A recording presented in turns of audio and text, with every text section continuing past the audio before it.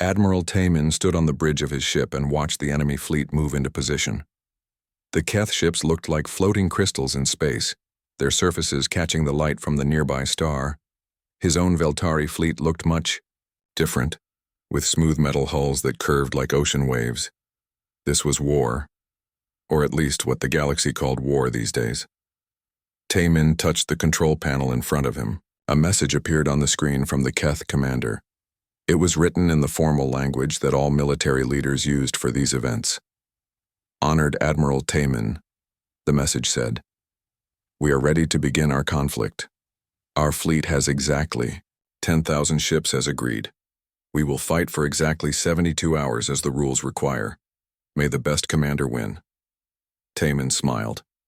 He wrote back his own formal message. Honored Commander Yulrim of the Keth, my fleet also has 10,000 ships. We accept your challenge. May this conflict bring honor to both our peoples. This was how wars worked in the galaxy. Both sides agreed on everything before they started fighting. They agreed on how many ships to bring, they agreed on how long to fight, they agreed on when to stop fighting. Most importantly, they agreed that whoever lost 15% of their ships first would surrender. Captain Sora walked up to Tai Min. She was young for a military officer, only 30 years old. She had studied all the old books about something called total war that happened thousands of years ago. Back then, people fought until one side was completely destroyed. The galaxy had moved past such primitive thinking. Admiral, Sora said, both fleets are in position. All weapons are set to standard power levels. All targeting computers are programmed to avoid command ships and medical vessels. Good, Taman said.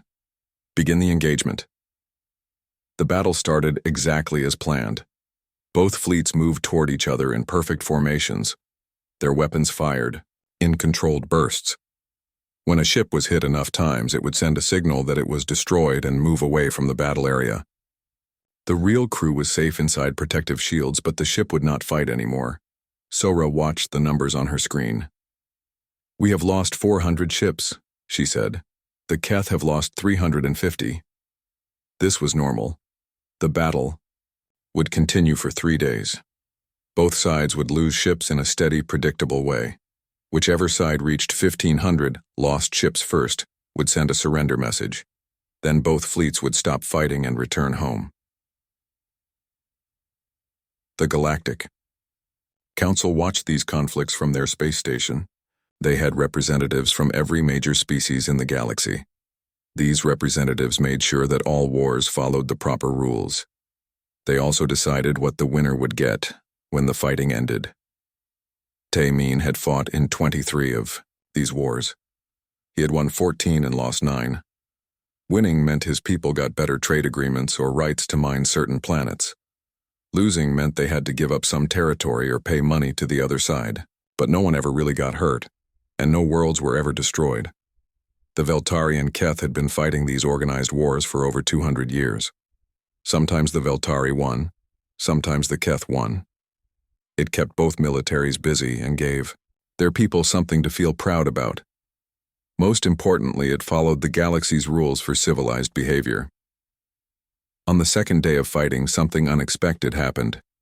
A young officer named Jin Ho ran onto the bridge.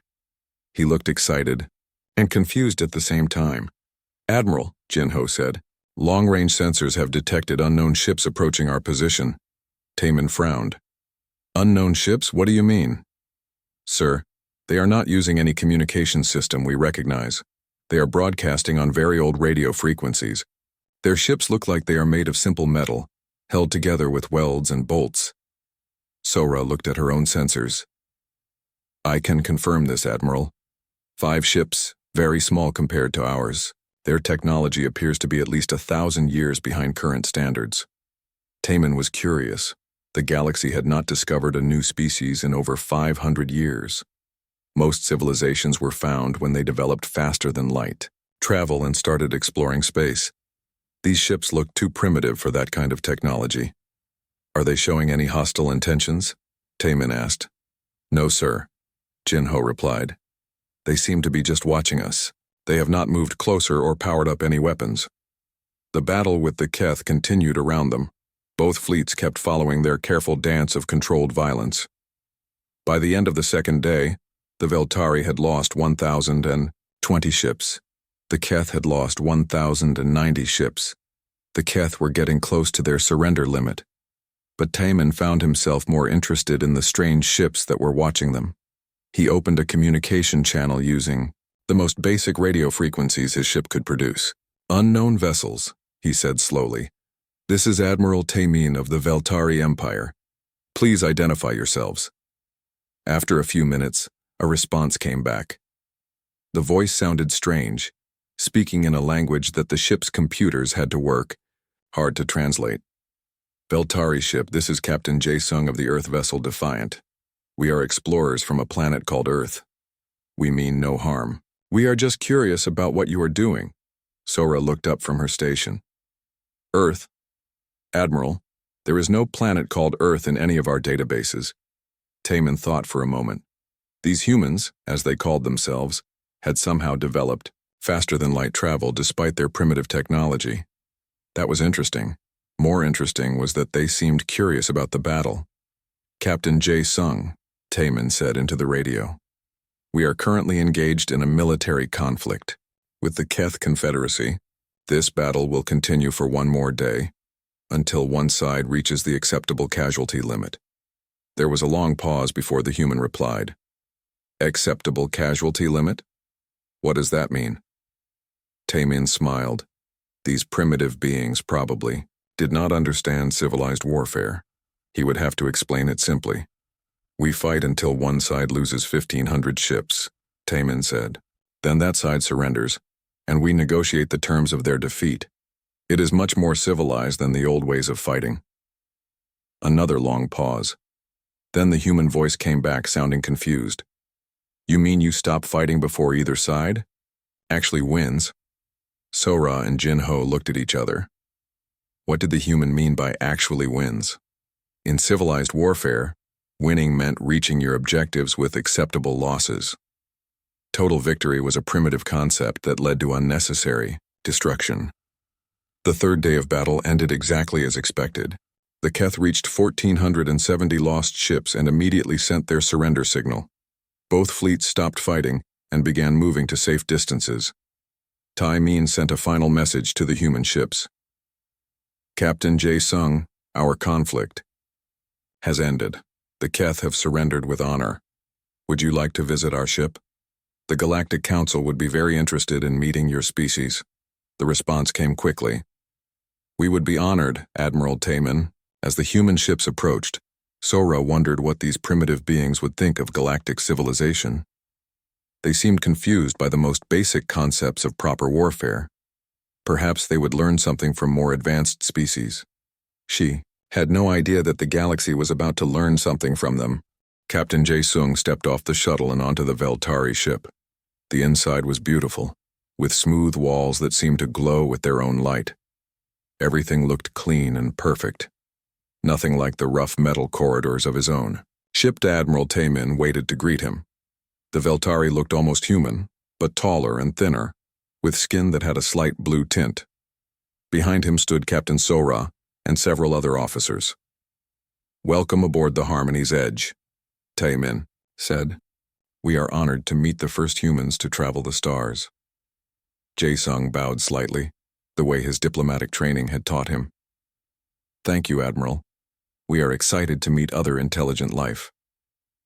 With Jae-sung was Lieutenant Yoon Jung, his military specialist, and Dr. Kyung Min, their best scientist for studying alien life. They had been chosen for this first contact because they were smart and could ask good questions. Taimin led them to a large room with windows that showed the stars outside. "Please, sit down. We have much to discuss. First, we must introduce you to the Galactic Council. They make the rules that keep peace between all species." Dr. Kyung-min leaned forward.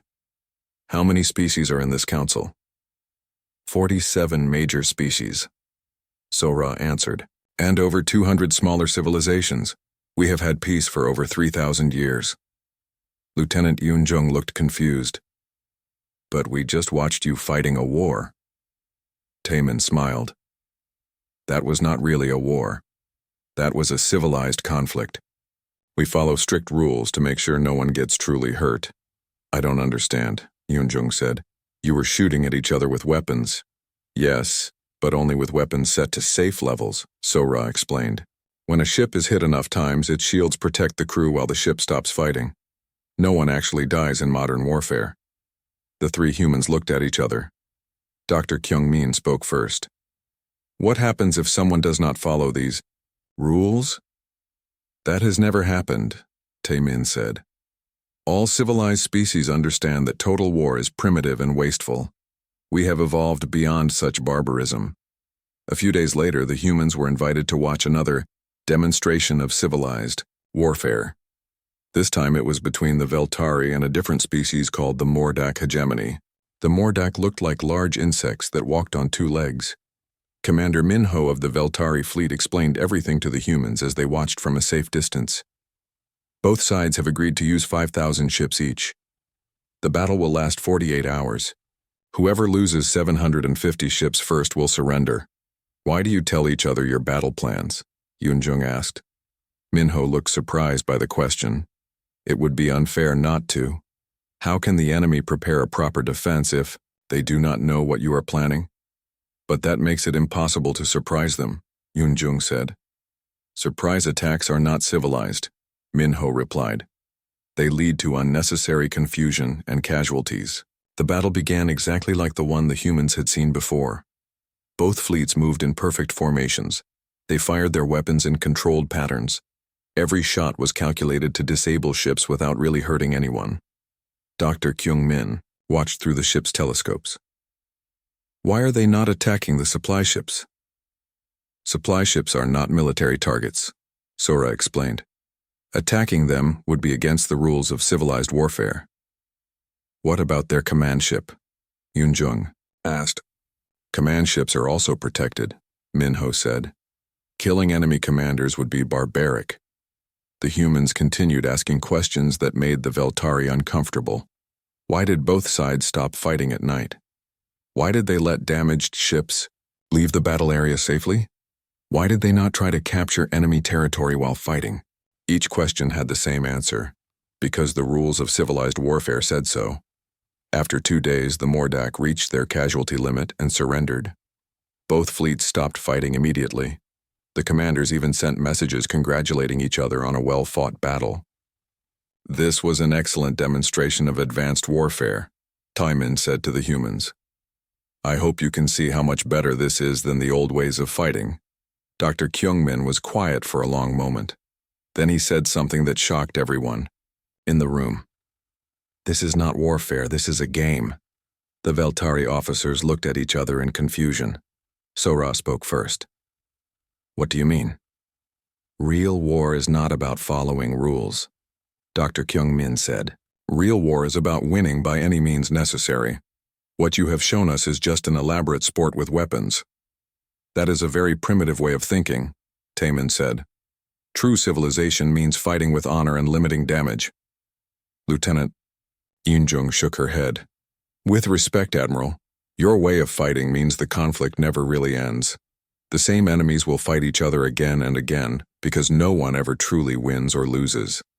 The humans were taken to the Galactic Council station to meet representatives from all the major species. The station was huge, with sections for each different type of alien. Some needed different air to breathe, others lived in water, and some were made of energy instead of solid matter. The council members were excited to meet humans. They expected these primitive beings to be amazed by galactic civilization. Instead, the humans seemed confused by everything they saw. Your species needs to learn proper warfare, said Counselor Mi-young, who looked like a tall tree with glowing leaves. We will send teachers to help you understand civilized conflict. Captain Jae-sung stood up to address the entire council. Thank you for your generous offer, but we prefer to handle our own conflicts in our own way, the council members whispered among themselves. This was unexpected. New species usually wanted to join galactic civilization as quickly as possible. What is your way of handling conflict? Asked another counselor, this one looking like a floating jellyfish. Dr. Kyung-min answered. When humans fight, We fight to win completely. We do not stop until one side can no longer continue fighting. We do not warn the enemy of our attacks. We target whatever gives us the best chance of victory. The council chamber became very quiet. Several counselors looked shocked. Others seemed disgusted. That is exactly the kind of barbaric thinking we have evolved beyond, Mi-young said. Such methods lead to terrible destruction and unnecessary death. Yes, Yoon-jung said simply. That is why humans try very hard not to fight at all. When war is truly terrible, people work much harder to avoid it. The council offered humanity a place in galactic civilization. They would teach humans the proper rules of warfare. They would share technology and trade opportunities. All humans had to do was agree to follow galactic law. Captain Jae-sung politely declined. We appreciate your offer, but Earth will remain independent. We will handle our own affairs. This decision puzzled the council. What species would choose to remain primitive when they could join advanced galactic civilization? After the humans left, the council members discussed what they had learned. Most agreed that humans were simply too backward to understand civilized society. They would either learn proper behavior eventually, or they would destroy themselves with their barbaric ways of fighting. Either outcome was acceptable to the galaxy. But as the human ships disappeared into space, some council members wondered about the strange questions the humans had asked. Why did civilized warfare have so many rules? Why did conflicts never really end? Why did enemies keep fighting the same battles over and over? These were questions the galaxy had not asked for 3,000 years. Maybe they were questions that should not be asked at all. Captain Jae-sung returned to Earth with news that changed everything. Humanity was not alone in the universe, but the galaxy they had found was very different from what they expected. The Tiu aliens were more advanced, but they had forgotten something important about war. They had made it safe, predictable, and civilized. In doing so, they had made it permanent. Earth's leaders listened to the reports and made a decision. Humanity would stay independent. They would be friendly with the galaxy, but they would not join their system of endless, meaningless conflicts. The galaxy assumed this was because humans were too primitive to understand better ways. They had no idea that humanity understood, something the galaxy had forgotten. Sometimes the only way to have real peace is to remember what real war costs. 6 months had passed since humanity's first contact with the galaxy. The human colony on New Busan was a small settlement with only 50,000 people. They grew food, mined useful metals, and lived quietly at the edge of human space. General Wu Jin of the Kalak Dominion studied the reports about this human colony. The Kalak were a proud warrior species who had grown tired of the galaxy's rules about civilized warfare. They looked like large lizards that walked upright with thick scales and sharp claws. These humans think they are too good for galactic civilization, Wu Jin said to his officers. They need to learn respect. The Kalak had been looking for an excuse to test their military against someone new. The humans seemed perfect. They had primitive technology and only a few small colonies. It would be easy to defeat them and show the galaxy that the Kalak were still strong warriors. Wu Jin planned his attack according to standard galactic warfare rules. He would bring 10,000 ships to attack New Busan. The humans would surely surrender when they lost 15% of their defenders. Then the Kalak could demand tribute and make the humans join galactic civilization properly. Colonel Hye-jin commanded the defense forces on New Busan. She had only 500 ships and 20,000 ground soldiers. By galactic standards, the humans should surrender immediately when they saw the size of the Kalak fleet. The Kalak ships appeared in space around New Busan exactly as planned. General Wu Jin sent a formal message to the human colony. Human settlement of New Busan, the message said. You are now under attack by the Kalak Dominion. Prepare for honorable combat. We will accept your surrender when you reach acceptable casualty levels. Colonel Hye-jin read the message and laughed. She sent back a very short reply. Come and take it. The Kalak began their attack using standard procedures. Their ships moved in perfect formations toward the human defenses. They fired warning shots first, then began targeting human military installations with weapons set to safe levels. But something went wrong almost immediately. The human ships did not stay in formation to fight the Colic fleet. Instead, they scattered in all directions. Some hid behind the planet's moons. Others disappeared completely from Colic sensors. "Where did they go?" asked Commander Dalho, Wu Jin's second in command. "They must be retreating," Wu Jin said. "Humans probably do not understand proper battle formations." Then the real attack began. Small human ships appeared from behind asteroids and moons. They did not target the Colic warships. Instead, they attacked the supply vessels that carried fuel and food for the Colic fleet. "They are attacking our supply ships," Dalho shouted. "That is against the rules." "Send a message to the humans," Wu Jin ordered. "Tell them that supply ships are not valid targets in civilized warfare." The human response came quickly. "This is not civilized warfare, this is war." More human ships attacked from unexpected directions. They used weapons that the Colic had never seen before. Some ships fired missiles that could change direction after being launched. Others used stealth technology to become nearly invisible. Worst of all, the humans targeted things that galactic warfare rules said were protected. They attacked communication equipment, making it hard for Colic ships to talk to each other. They attacked medical vessels that were supposed to be safe. They even targeted the command ship where General Wu Jin was located. "This is barbaric," Wu Jin said. "They cannot attack medical ships and command vessels." But the humans did not care about the rules. They fought like their lives depended on winning because they did. On the ground, the battle was even more confusing for the Colic. They landed their troops in organized formations, expecting the humans to meet them in open battle. Instead, human soldiers disappeared into the forests and mountains around their cities. Captain Sung Ho led a human unit that attacked Colic supply convoys traveling between their landing zones. His soldiers used tactics that the galaxy had not seen for thousands of years. They hid in trees and struck without warning. They set traps that destroyed Colic vehicles. They attacked at night when the Colic were trying to rest. "These humans fight like animals," complained Major Yongsu of the Colic ground forces. "They do not stand and fight honorably." The humans also did something that shocked the Colic more than anything else. When human soldiers were wounded, they kept fighting.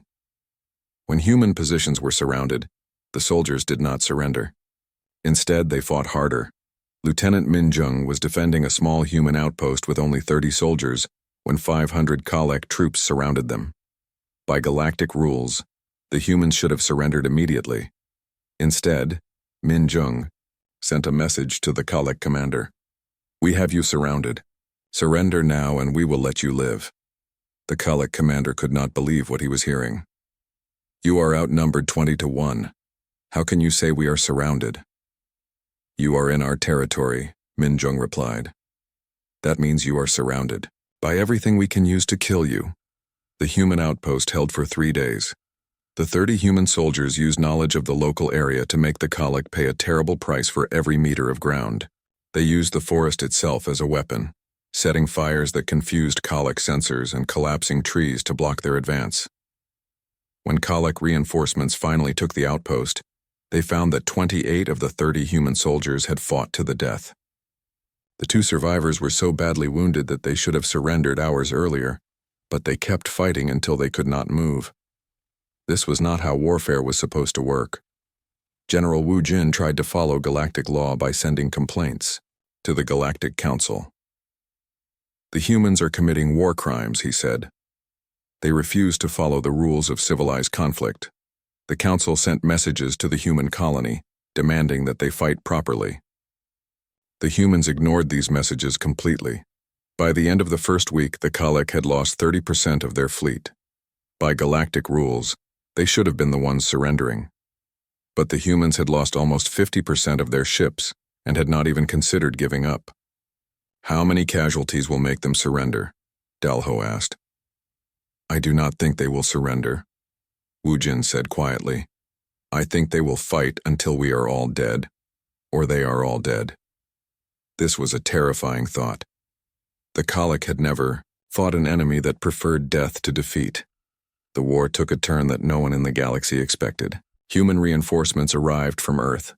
But these were not the primitive ships that the galaxy had seen before. These were warships built specifically for fighting, not for following rules. Admiral Sangwoo commanded the human relief fleet. His ships used tactics that made the Colics' organized warfare look clumsy and slow. Human vessels worked together like a pack of hunting animals, surrounding Colic ships and attacking their weakest points. They fight like they actually want to win, Dalho observed. That is exactly what they do, Wu Jin replied. They fight to win, not to follow rules. The tide of battle turned quickly after that. The Colic fleet, designed for civilized warfare, against enemies who followed the same rules, could not handle opponents who fought without limits. Human ships used ramming attacks, sacrificing themselves to destroy larger Colic vessels. Human soldiers on the ground used suicide missions to destroy important Colic equipment. Most shocking of all, the humans seemed to prefer dying in battle to being captured alive. After 2 weeks of fighting, General Wu Jin made a decision that shocked the entire galaxy. He ordered the Colic fleet to retreat. The humans had won, but they did not stop there. Instead of accepting the Colic withdrawal, human ships pursued the retreating fleet. They followed the Colic all the way back to their home system, attacking stragglers and damaged ships along the way. Why are they still attacking us? Dalho asked. We are withdrawing. The battle is over. Admiral Sangwoo answered their question with a message sent to every Colic ship. You attacked our people. Now you will learn what that costs. The human fleet reached the Colic home system and did something that had not happened in galactic civilization for over 3,000 years. They demanded unconditional surrender, not the polite, negotiated surrender of civilized warfare. Total surrender. Complete defeat. The Colic had no choice but to agree. News of the human victory spread across the galaxy like wildfire. For the first time in millennia, a species had fought a war with no rules, no limits, and no mercy. They had fought to win completely. The galaxy watched in horror and fascination as humanity proved that civilized warfare was just a game that could be broken by anyone willing to play by different rules. The age of safe, predictable conflicts was ending. The age of real war had returned. The emergency session of the Galactic Council was the largest gathering in over 1,000 years. Representatives from every major species filled the great chamber, their voices creating a noise like angry insects. They were all talking about the same thing, what the humans had done to the Colic Dominion. Ambassador Dong Hyun sat calmly at the table reserved for humanity. He was a small man with gray hair, and he looked very peaceful compared to the angry aliens around him. Behind him stood 2 human military advisors, but they did not speak. Counselor Mi Young, the tree-like being who led the council, called for order. We are here to discuss the recent actions of the human species against the Colic Dominion. These actions violated every rule of civilized warfare. The humans attacked supply ships, said Counselor Veltar of the Crystalline Federation. They targeted medical vessels. They refused to accept surrender at appropriate casualty levels. They pursued a retreating enemy, added Counselor Krezon of the Gaseous Collective. They demanded unconditional surrender. Such behavior has not been seen for 3,000 years. Ambassador Dong Hyun listened to all the complaints without changing his expression. When the council finally asked him to respond, he stood up slowly.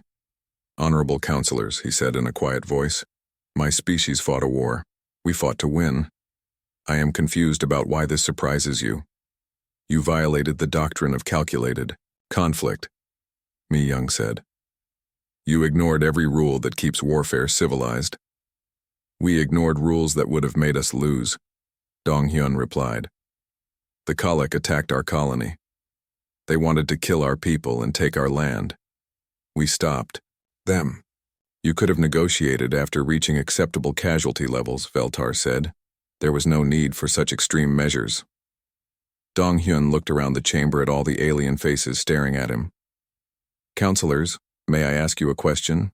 In your civilized wars, how many times have the same enemies fought each other? The question seemed to confuse the council members. Mi Young answered first. Species often have multiple conflicts over time. This is normal. The Veltari and Keth have fought each other 47 times in the past 500 years, Dong Hyun said.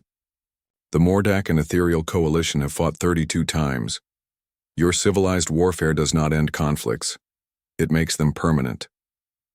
Permanent conflict is better than permanent destruction, Krizan said. Your methods lead to the complete defeat of one side. Yes, Donghyun said simply.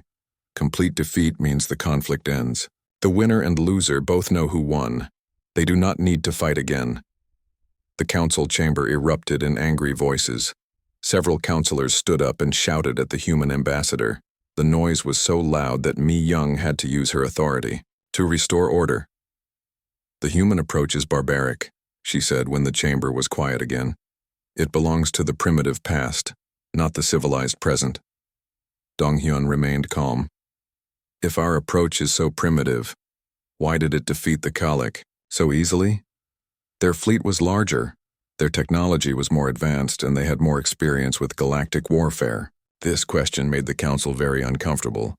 The truth was that the Kalik defeat had shocked everyone.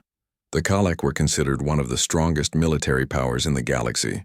Their loss to a primitive species was impossible to explain. Using normal thinking, you won through trickery and rule-breaking, Veltar said. Any species could win if they ignored civilized behavior. Then why has no one done it before?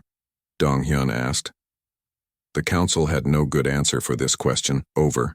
The next few days, the council tried to decide what to do about humanity. Some members wanted to punish the humans for breaking galactic law. Others wanted to isolate Earth and prevent humans from traveling in galactic space. But there was a problem. The council's authority came from the agreement of all member species to follow the same rules. Humanity had never agreed to those rules. They were not members of galactic civilization, so galactic law did not apply to them. We should force them to join our civilization, suggested Councillor Zarketh of the Metallic Union. Then they would have to follow our rules. How do we force them? Mi Young asked. They just defeated one of our strongest military powers. This was the real problem. The galaxy had spent 3,000 years building a civilization based on rules and agreements. But those rules only worked when everyone agreed to follow them. The humans had shown that anyone willing to break the rules could defeat those who followed them. News of the council's debates spread across the galaxy. Many species began to worry about their own security. If humans could defeat the Kalik by ignoring the rules of warfare, what would stop other species from doing the same thing? Some species began to study human military tactics in secret. They wondered if their own survival might depend on learning these primitive methods of fighting. The fear grew stronger when several major species formed a coalition to teach humanity proper behavior. 30 different civilizations contributed ships to create the largest military force in galactic history. 2 million ships from across the galaxy gathered at the edge of human space. The coalition leaders were confident that even barbaric humans would surrender when faced with such overwhelming force. They expected the human government to agree to join galactic civilization rather than fight a hopeless battle.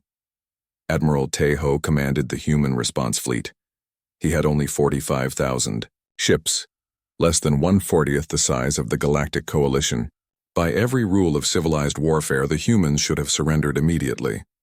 Instead, Admiral Taeho sent a message to the coalition fleet. You have 3 days to leave human space. After that, we will consider your presence an act of war. The coalition commanders could not believe what they were hearing. Admiral Chelmar of the Ethereal Coalition sent back an angry reply. You are outnumbered 40-1. Surrender now and we will negotiate reasonable terms for your integration into galactic society. Admiral Taeho's response was short. No. The war that followed taught the galaxy everything it had forgotten about real conflict. The humans did not fight the way the coalition expected. Instead of meeting the massive fleet in direct battle, human ships scattered across dozens of star systems. They attacked industrial planets that built ships for the coalition. They targeted trade routes that carried supplies to coalition fleets. They struck at research facilities that developed new weapons. Captain Jin-A commanded a group of human stealth ships that specialized in attacks deep behind enemy lines. Her ships could become nearly invisible and travel vast distances without being detected. She led raids that destroyed entire shipyards while the coalition fleet was still trying to find the main human force. They are not fighting our military, Admiral Chelmar complained to his fellow commanders. They are attacking our entire civilization. This is exactly what they are doing, replied Admiral Surgon of the Gaseous Collective. They understand that modern warfare is not just about battles between fleets, it is about destroying the enemy's ability to make war. The coalition had never faced enemies who attacked their home worlds while they were away fighting. Their fleets were designed to fight other fleets, not to protect entire civilizations from invisible attackers. Human tactics became more sophisticated as the war continued. They used psychological warfare to make coalition species distrust each other. They spread false information that caused confusion in enemy fleets.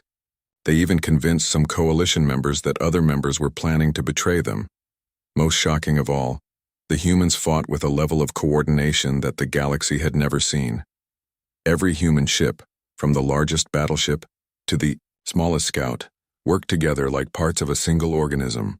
They shared information instantly and changed their plans in real time as conditions changed. The coalition fleets, used to fighting by predetermined rules with formal commands and scheduled attacks, could not keep up with enemies who adapted their strategy every few minutes. After 6 months of fighting, the coalition had lost over half its ships while the humans had lost only 20% of theirs. More importantly, several major coalition species were facing economic collapse as their industrial capacity was destroyed by human raiders. The war ended not with a great battle, but with a series of individual surrenders. One by one, coalition species withdrew from the fighting to protect their homeworlds from human attacks. The last species to surrender was the ethereal coalition itself. Admiral Chelmar sent a final message to Admiral Tejo. We yield. Your species has proven that our understanding of warfare was incomplete. Admiral Tejo accepted the surrender with dignity, but he also made it clear that humanity would not forget this attack. The galaxy declared war on us, he said. We will remember that. We suggest you remember it too. The great coalition fleet dispersed, returning to homeworlds that were much less secure than they had been a year earlier. The galaxy had learned that 3,000 years of civilized warfare had made them weak against anyone willing to fight without rules. More importantly, they had learned that humanity was not a primitive species that could be ignored or controlled. They were a new kind of power that played by different rules entirely. The age of safe, predictable warfare was over. The galaxy would never be the same. 1 year after the Great Coalition War ended, the galaxy looked very different. The old Galactic Council still existed, but it had much less power. Many species had stopped following the ancient rules of civilized warfare. Some had even started asking humans for help with their military problems. Fleet Admiral Tejo stood in his office on Earth, looking at reports from across the galaxy. Every major species was redesigning their military forces. They were studying human tactics and trying to understand how to fight real wars instead of the ritual battles they had practiced for thousands of years. Admiral, said his aide, Commander Boyoung, the Veltari Empire has requested another team of military advisors. They want help redesigning their entire fleet structure. Tejo nodded. This was the 15th such request this month. Species across the galaxy were desperate to learn human methods of warfare, not because they wanted to attack anyone, but because they were terrified of being attacked by enemies who might use those methods. The irony was not lost on humanity. They had become the galaxy's greatest peacekeeping force not by conquering anyone, but by showing everyone what real war looked like.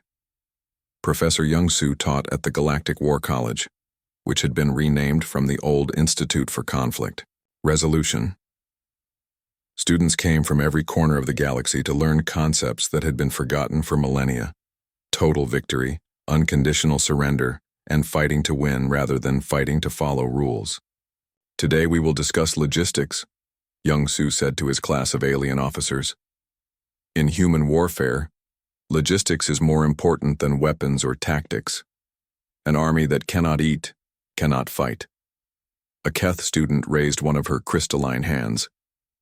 Professor, this contradicts everything we learned about civilized warfare. Supply lines were always protected in our conflicts. That is why your conflicts never ended, Young-Soo explained. When both sides agree to protect each other's supplies, Both sides can keep fighting forever. Real warfare means attacking whatever gives you the best chance of victory. The concepts were difficult for galactic species to understand. They had spent so long making warfare safe and predictable that they had forgotten its original purpose: to end conflicts by making one side unable to continue fighting. Captain Sora, now Admiral Sora of the reformed Veltari fleet, worked with human advisors to rebuild her entire military. The old Veltari ships had been beautiful but useless for real combat. They were designed to fight other ships that followed the same rules and used the same tactics. "We need ships that can actually win battles," she told her human advisor, Colonel Hyunwoo. "Not ships that look impressive while losing slowly." Hyunwoo showed her designs for new Veltari vessels. They were not as beautiful as the old ships, but they were built for fighting. They could attack from unexpected angles, coordinate with other ships without formal commands, and most importantly, they were designed to destroy enemies rather than just defeat them politely. "This will require completely new training for our crews," Sora said. "Yes," Hyunwoo agreed. "Your people need to learn that the goal of fighting is to win, not to follow rules." Some species adapted to the new reality better than others. The Colic Dominion, surprisingly, became one of humanity's closest allies. General Wu Jin, who had led the first attack on human space, now studied at the Human War College on Earth. "I thought we were warriors," Wu Jin said to his human instructor, Major Yoon-suk. "But we were just actors in a play about war. You showed us what real warriors look like." The Colic had always been a military culture, but their military had been limited by galactic rules. Learning human methods of warfare gave them purpose again. They became experts at the kind of total warfare that the galaxy had forgotten. Other species struggled more with the changes. The Ethereal Coalition had built their entire civilization around the idea that warfare could be made safe and civilized. Learning that this was wrong shook their confidence in everything else they believed. "Our whole way of life was based on a lie," said Counselor Mi-young during one of her visits to Earth. "We thought we had evolved beyond primitive violence. Instead, we had just forgotten how to protect ourselves." President Bo-ram of Earth met with galactic leaders regularly now. They came seeking advice, protection, or just reassurance that humanity would not attack them. The humans had become the most feared and respected species in the galaxy, without conquering a single world. "The galaxy is more peaceful now than it has been in 3,000 years, Bo-ram told the assembled leaders. "Not because we have eliminated conflict, but because everyone understands what conflict really costs." This was true. The threat of human-style total warfare had made every species much more careful about starting fights. When both sides knew that any war might become a fight to the death, they worked much harder to solve problems without fighting. The old system of ritual battles had actually encouraged conflict by making it safe and predictable. Species fought each other regularly because they knew the cost would be limited and manageable. Now that war was dangerous again, it became rare. "We have learned something important," said Admiral Taman, now retired, but still teaching at the War College. "True peace does not come from making war civilized. It comes from making war so terrible that civilized beings will do anything to avoid it." The galaxy had also learned to respect humanity in ways that went beyond fear. Human military advisors were known for their skill and dedication. Human engineers helped other species build better defensive systems. Human diplomats were excellent at helping resolve conflicts before they became wars. Commander Sunmi of the reformed Veltari fleet worked closely with her human advisor to develop new tactics. "You have given us more than just military knowledge," she told Colonel Minkyu. "You have given us back our ability to truly defend ourselves." The humans had not sought to become teachers or leaders. They had simply fought to protect themselves when attacked. But their success had forced the entire galaxy to rethink everything they thought they knew about conflict and peace. Some species still resented humanity's influence. They complained that humans had destroyed the galaxy's peaceful traditions and brought back the age of barbaric warfare. But even these critics had to admit that actual wars had become much less common since humanity arrived. The galaxy was learning to live with a new reality. War was possible again, which meant that peace required constant work to maintain.